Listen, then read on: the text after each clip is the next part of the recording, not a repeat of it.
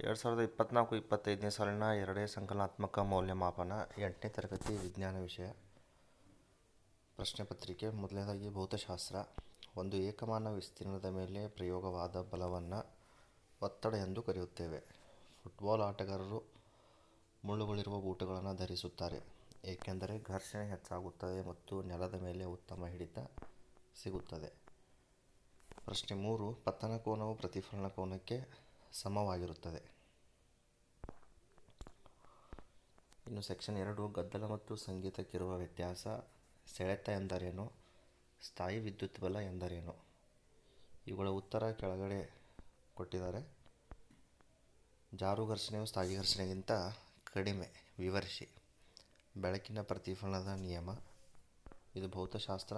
Next ಬರುವುದು ರಾಸಾಯನಶಾಸ್ತ್ರ ವಿಭಾಗ. ಇವುಗಳಲ್ಲಿ ರಸ್ತೆ ಮೇಲೆ ನಿರ್ಮಾಣಕ್ಕೆ ಬಳಸುವ ಪೆಟ್ರೋಲಿಯಂ ಘಟಕ ಬಿಟುಮಿನ್. ವಿದ್ಯುತ್ ಹಾಯಿಸುವ ಮೂಲಕ ಒಂದು ಲೋಹದ ಮೇಲೆ ಇನ್ನೊಂದು ಲೋಹದ ತೆಳುವಾದ ಲೇಪನ ಮಾಡುವುದು ವಿದ್ಯುತ್ ಲೇಪನ.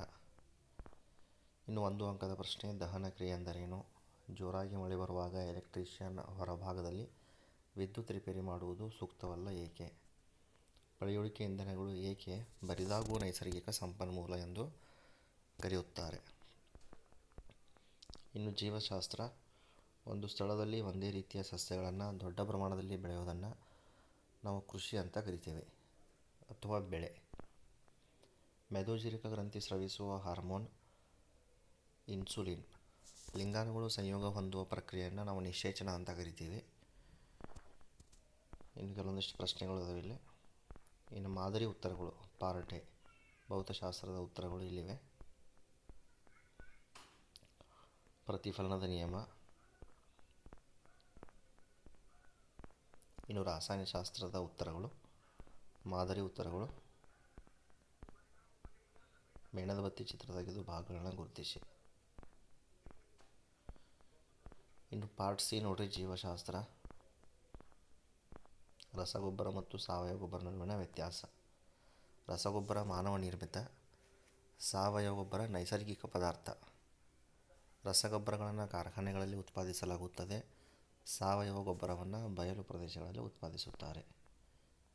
ರಸಗೊಬ್ಬರಗಳು ಯಾವುದೇ ರೀತಿಯ ಹ್ಯೂಮಸ್ಸನ್ನು ಮಣ್ಣಿಗೆ ಒದಗಿಸುವುದಿಲ್ಲ. ಸಾವಯವ ಗೊಬ್ಬರವು ಸಾಕಷ್ಟು ಹ್ಯೂಮಸ್ಸನ್ನು ಮಣ್ಣಿಗೆ ಒದಗಿಸುತ್ತದೆ. ರಸಗೊಬ್ಬರಗಳಿಗೆ ಉದಾಹರಣೆ ನೈಟ್ರೋಜನ್, ಫಾಸ್ಫರಸ್, ಪೊಟ್ಯಾಸಿಯಂ. ಇದು ಸಸ್ಯಗಳು ಕಡಿಮೆ ಪ್ರಮಾಣದಲ್ಲಿ ಹೊಂದಿರುತ್ತವೆ.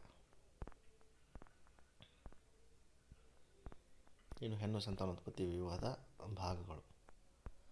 ಇದಿಷ್ಟು ವಿದ್ಯಾರ್ಥಿಗಳ 2024-25ನೇ ಸಾಲಿನ ಸಂಕಲನಾತ್ಮಕ ಮೌಲ್ಯಮಾಪನ 2 ವಿಜ್ಞಾನ ಪ್ರಶ್ನೆ ಪತ್ರಿಕೆ ಮತ್ತು ಮಾದರಿ ಉತ್ತರಗಳೊಂದಿಗೆ